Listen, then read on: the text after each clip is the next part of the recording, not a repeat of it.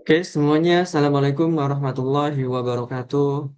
Pada sesi kali ini, saya akan mencoba untuk membahas mengenai analisis regresi, yaitu suatu metode dalam statistik yang mempelajari hubungan atau keterkaitan dari dua buah variabel, yaitu variabel dependen dan variabel independen.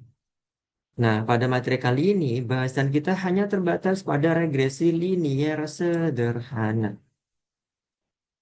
Nah, di sini kita punya suatu contoh model atau suatu persamaan Y sama dengan A ditambah BX.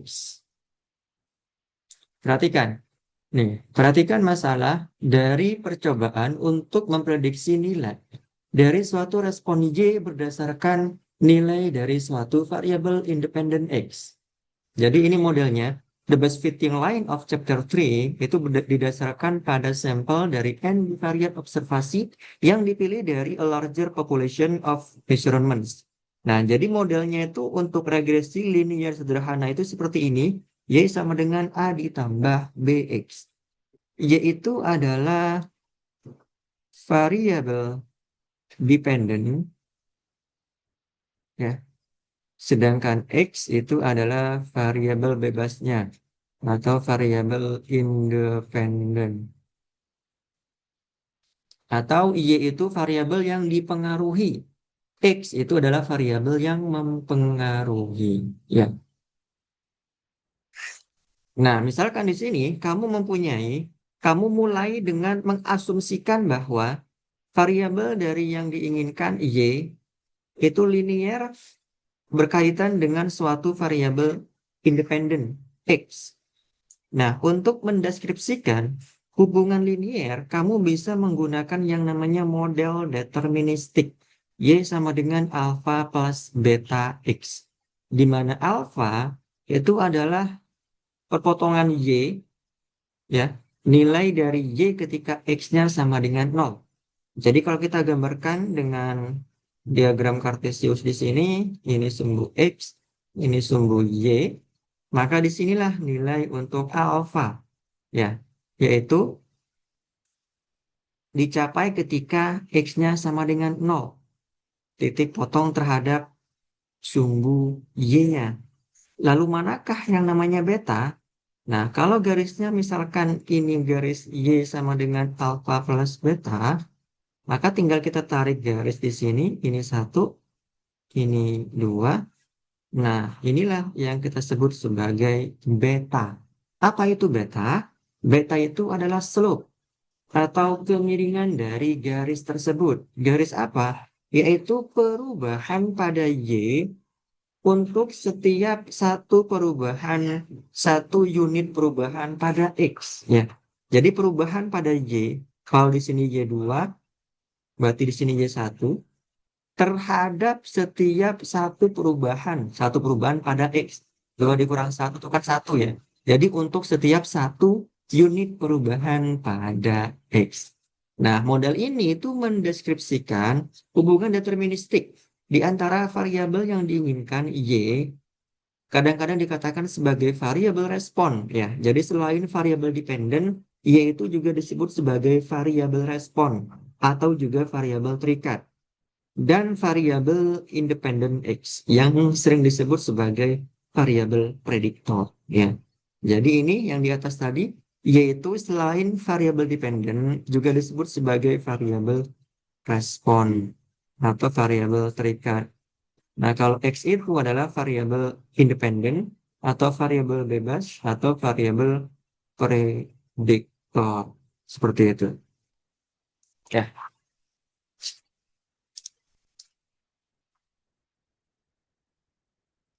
Nah, ini contoh gambarnya yang tadi. Jadi ini adalah alfanya titik potong terhadap sumbu sumbu Y. Lalu ini adalah kemiringan dari B atau slope. Ya, kemiringan yaitu yang didefinisikan sebagai perubahan Y untuk setiap satu unit perubahan pada X.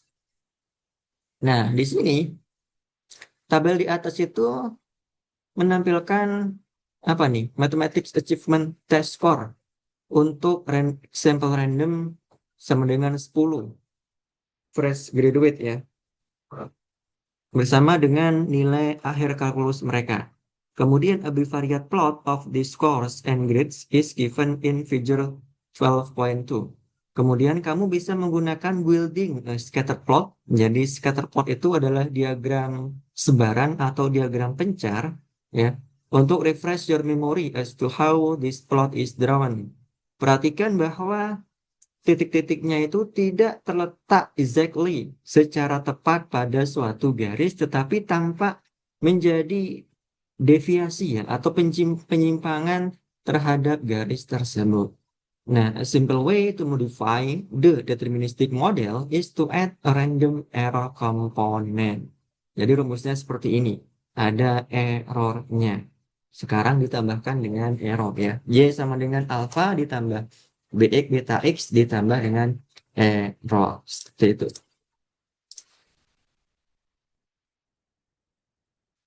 Nah, ini tabel 12.1.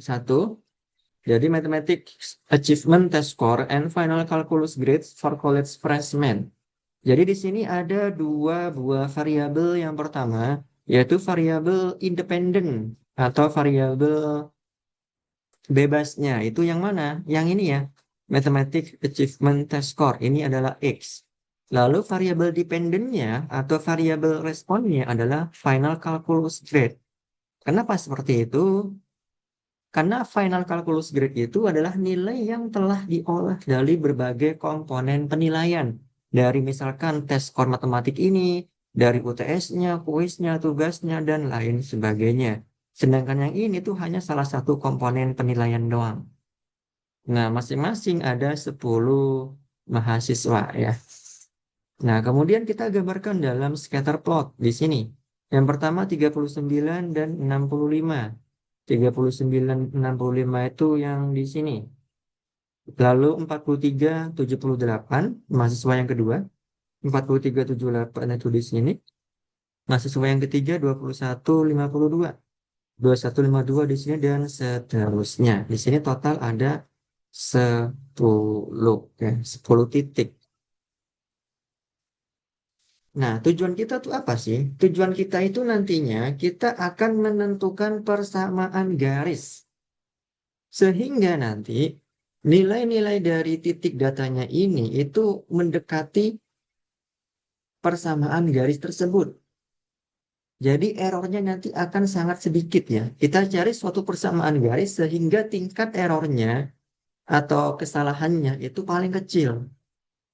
Misalkan dari titik-titik ini, apakah garisnya nanti kita bisa menggambar di sebelah sini, atau di sebelah sini, atau di sebelah sini, atau gimana gambarnya? Nah, itu yang kita cari.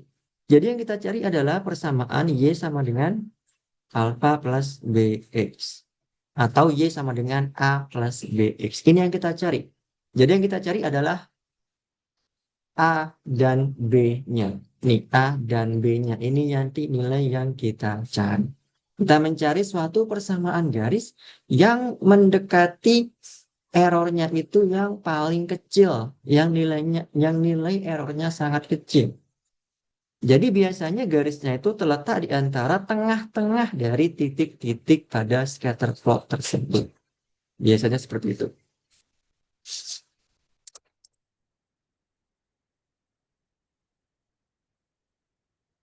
Oke, ini kita lompati aja. Nah, ini metode dari least square atau kuadrat terkecil. Nah, statistical procedure for finding the best fitting line for a set of bivariate data does mathematically what you do visually when you move a ruler until you think you have minimized the vertical distances or deviations from the ruler to a set of points. Nah, formulanya itu adalah pakai Y-topi. Y-topi sama dengan A ditambah BX. Inilah nanti yang akan kita cari persamaannya. Di mana A dan B itu adalah nilai estimasi dari perpotongan dan parameter slope-nya, alfa dan betanya. Parameter alfa dan beta. Gitu. Nah, jadi ini yang kita temukan untuk persamaan garisnya, di mana persamaan garis ini tepat berada di antara tengah-tengah dari titik-titik data yang tadi kita masukin data-datanya. Di sini 1, 2, 3, 4, 5, 6, 7, 8, 9, 10.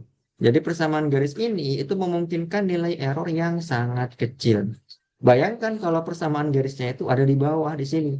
Tentunya nanti errornya pasti akan sangat besar. Seperti itu.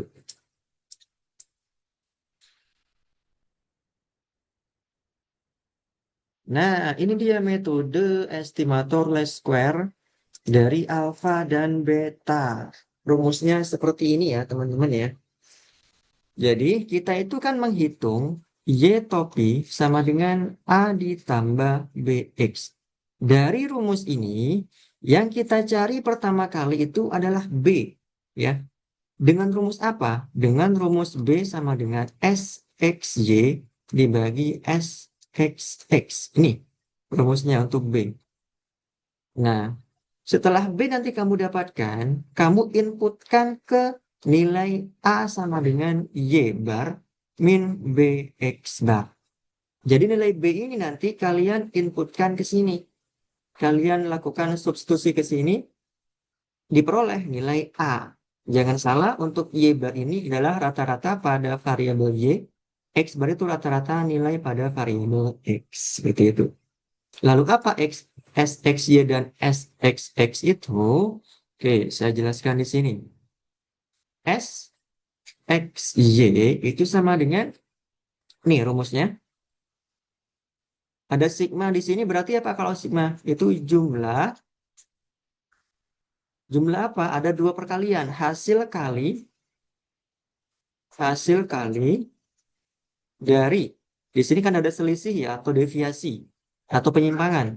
Dari penyimpangan nilai X dan Y, X dan Y terhadap apa? Terhadap nilai rata-ratanya. Ya, jumlah hasil kali dari penyimpangan nilai X dan Y terhadap nilai rata-ratanya. Itu SXY. Nah, di sini rumusnya tuh ada dua, ini dan yang ini. Saran saya ketika ujian gunakan aja rumus yang ini ya. Ini lebih cepat ketika kita melakukan proses perhitungan menggunakan kalkulator. Lalu apa itu SXX? Nah, SXX itu apa? Ini ada sigma juga di sana, yaitu jumlah, ada kuadrat. Kuadrat dari penyimpangan ya, karena ada pengurangan di sana. Penyimpangan apa? Penyimpangan nilai X terhadap nilai rata-ratanya. Nah, untuk rumus SXX ini gunakan juga yang di sebelah kanan ya. Ini lebih gampang dalam melakukan proses perhitungan menggunakan kalkulator. Gitu ya.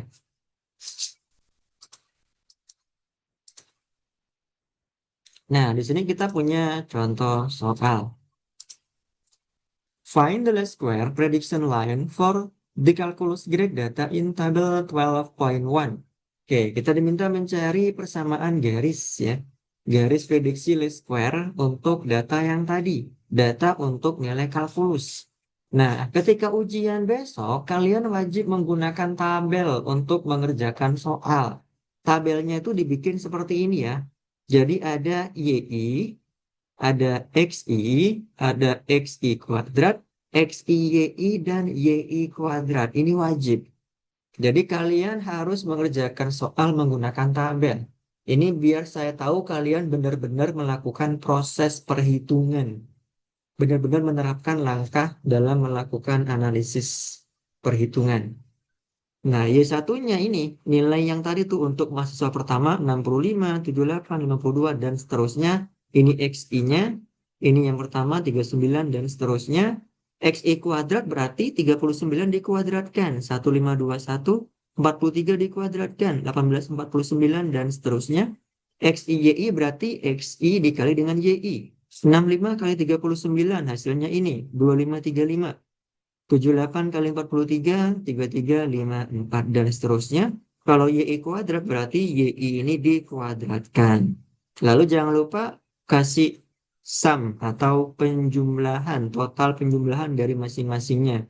Ini sigma YI, ini sigma XI kuadrat, sigma XI YI, sigma YI kuadrat. Dari sini tinggal dimasukkan aja ke dalam rumusnya. Yang pertama SXX. Rumusnya seperti ini, sigma XI kuadrat. Kalian cari XI kuadrat. Yang mana? Ini. Sigmanya berarti yang mana? Yang ini sigmanya. 23, 6, 3, 4. Dikurang sigma XI. Nah, berarti sigma XI itu yang mana? Ya XI, tapi sigma, yaitu jumlah 460 dikuadratkan. Berarti 460 dikuadratkan dibagi dengan N sama dengan 10. Jadi hasilnya 2474. SXY berarti sigma XIYI. Kalian cari XIYI, kemudian lihat pada bagian jumlahnya 36854. 36854. Lalu sigma XI dikali sigma YI. Berarti 460 dikali 760. Dibagi 10 hasilnya 1894. Ya. Dari sini berarti B-nya apa? Berarti B-nya itu ini dibagi dengan ini. SXY dibagi dengan SXX. Hasilnya 1894 dibagi 2474. Hasilnya yang ini ya, 0,76. Jadi kalau ujian cukup menggunakan dua angka di belakang koma. Nah, nilai B ini nanti kalian terapkan pada A, yaitu Y bar min BX bar. Jadi B-nya yang di sini nanti lakukan substitusi ke sini. Nah, Y bar itu apa? Rata-rata dari Y. Ini kalian jumlahkan, lalu ini ya, penjumlahnya kan ini kan, 760 dibagi dengan N-nya, yaitu 10. Hasilnya adalah 76.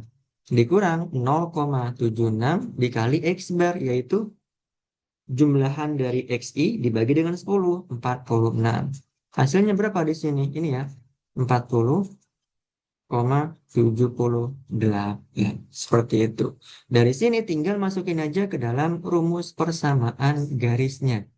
Y topi sama dengan A plus BX, yaitu A-nya berapa? 40,78 ditambah B 0,76 X. Seperti itu. Jadi ini hasil untuk rumus persamaan garisnya. Seperti itu ya, teman-teman.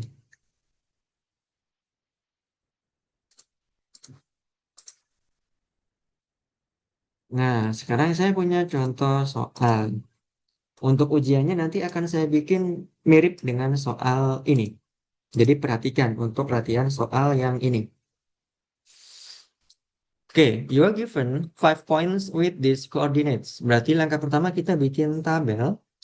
Sini XI, YI, lalu XI kuadrat, XI, YI, lalu YI kuadrat.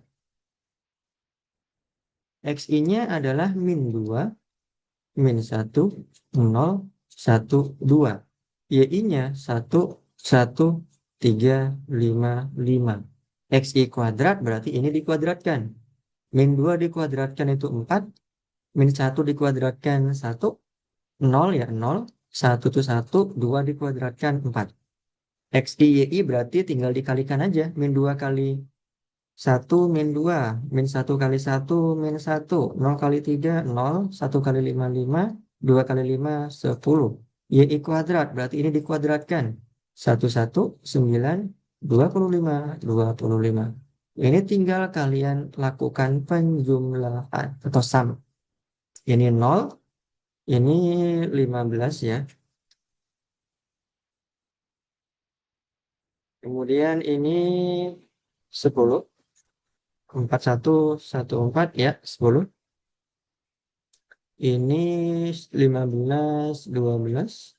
Yang ini 50, 61. Oke. Nah, sekarang tinggal masukkan ke dalam rumusnya. Yaitu SX Y sama dengan sigma XI YI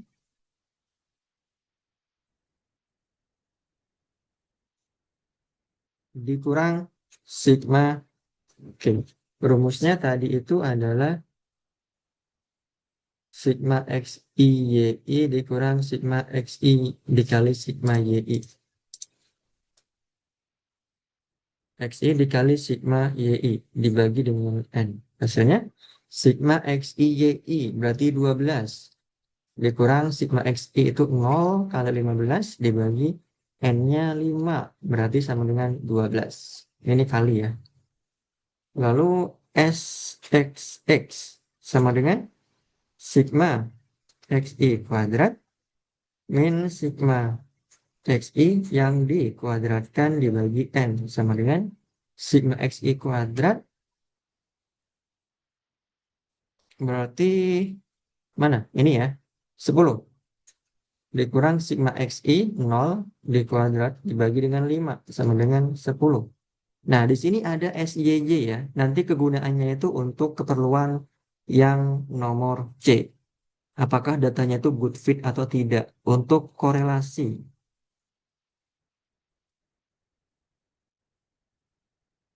Nah, jadi untuk korelasi. Kita hitung SYY berarti sigma YI kuadrat min sigma YI dikuadratkan dibagi N. Sigma YI kuadrat berarti berapa? Ini ya, 61. Dikurang sigma YI kuadrat, 15 dikuadratkan dibagi 5. Sama dengan 61 dikurang 15 kuadrat itu berapa? 225 ya?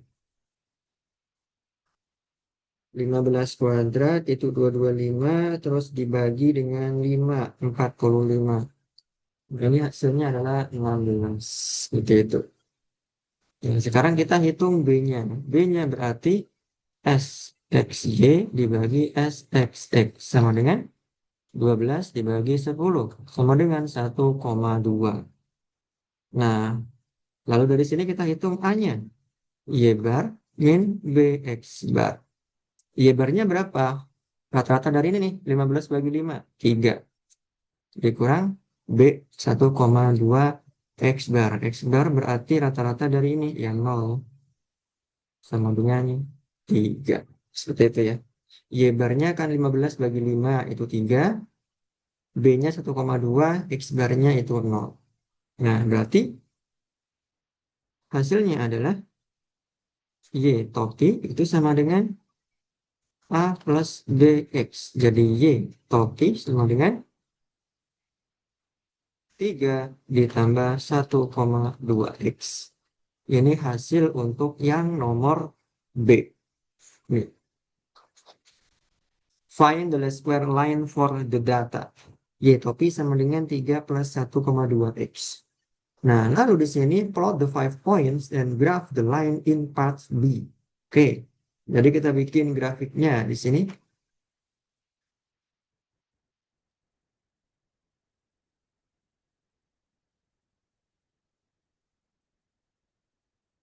Kita bikin grafiknya. Grafiknya itu harus benar-benar simetris ya. Jadi harus jaraknya di antara tiap titik itu harus sama. Jangan di awang-awang. Di sini 1, 2. Di sini min 1, min 2. Min 1, 2, 3, 4. Oke. Yang pertama itu adalah min 2,1. Min 2,1 di sini. Lalu min 1,1 di sini. 0,3 berarti di sini. 1,5 berarti di sini. Dan 2,5 di sini. Nah, sekarang tinggal gambar garis Y topi sama dengan 3 plus 1,2X. Itu kita gambar. Ketika X sama dengan 0, maka Y-nya itu sama dengan 3. Di sini ya. Kemudian ketika X-nya itu min 2, berarti 3 dikurang 2,4. 0,6 berarti ya. Mm-mm. Min 2, 0,6. Berarti di bawah sini. Kalau min 1 berarti 1,8 J-nya. 1,8 berarti di atas. Kalau 1, 4,2. Kalau dia 2, 2,4, 5,4 di sini. Dan tinggal kita tarik garis lurus aja ya. Nah, sebenarnya untuk membuat garis ini, kita hanya perlu dua titik aja. Kemudian tinggal kita tarik garis. Tapi kan kita perlu tahu presisinya itu di mana dia. Apakah di atas, misalkan di atas dari titik merah yang ini, apakah di bawah gitu. Jadi biar lebih pasti aja garisnya. Makanya kita mencari semua titik-titiknya. Nah inilah garis Y sama dengan 3 plus 1,2 X.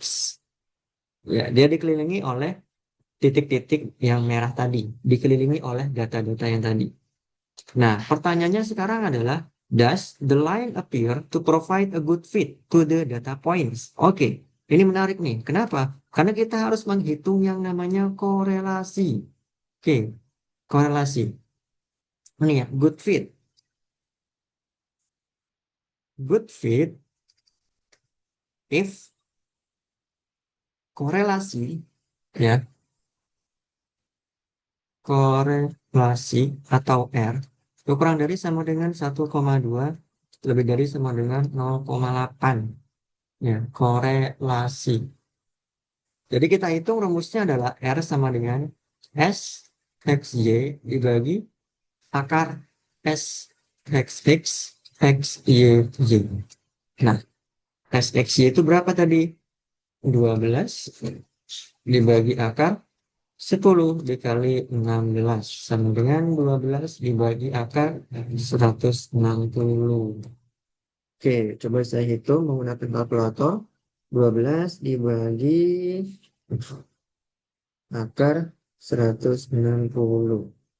Hasilnya 0,948 atau 95 ya. Sama dengan 95%. Atau yang ini aja, 0,95.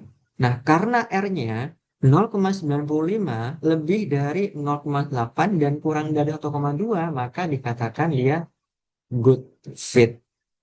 So, the data is good fit. Ya, seperti itu. Oke, jadi cukup sekian dari saya. Terima kasih. Assalamualaikum warahmatullahi wabarakatuh.